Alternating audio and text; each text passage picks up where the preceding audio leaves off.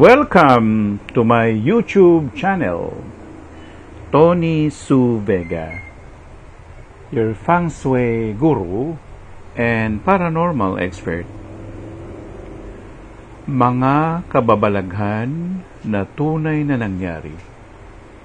True to life stories, story number 35. Mga nagtatagong aswang sa Maynila, bilang 6.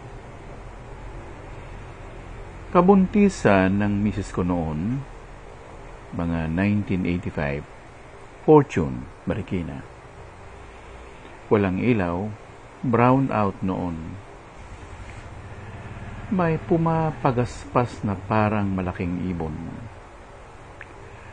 Dumapo ito sa bubong ng bahay ng mga biyanan ko. Biglang nanahimik ang kapaligiran. Natigil ang pagaspas.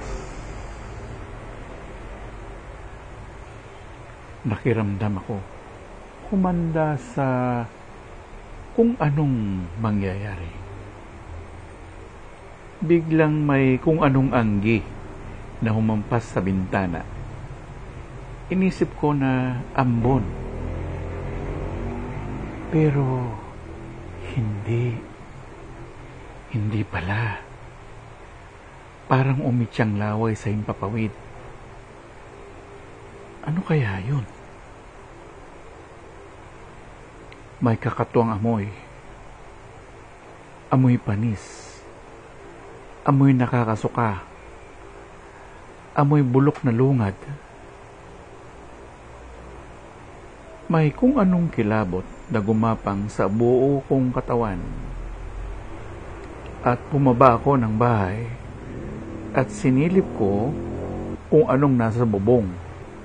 May 2 aswang. Isang aswang gapang at manananggal. Pero nagpakatatag ako.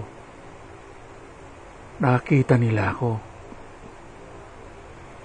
Sinukbit ng manananggal ang aswang gapang at lumipad sila palayo ng bahay papuntang San Mateo. Ang lakas ng paglipad. Ang lakas ng amoy. Bumabaligtad ang sikmura ko. Umalis na sila. Inaakala ko na babalik sila kinabukasan sa gabi. Bumalik nga. At nagtawag pa sila ng iba. Tingin ko, mahigit 10 sila. Pero, naghanda ako. Mayroon akong gulok, lambat, mga pantali, mga kawayan na pangtulos na tulis kung sakaling daluhungin man nila ako. Pero nagsalita ang aswang gapang. Huwag niyong gagalawin si Tony. Manugang yan ni Apong Kiri.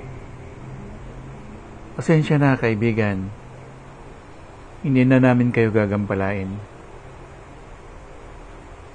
Matulog na kayo ng mahimbing na asawa mo.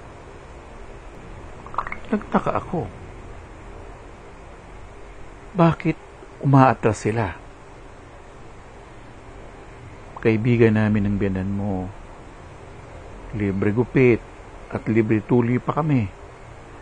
Kaya sige, aalis na kami. Huwag mo na lang ikwento ang nangyari.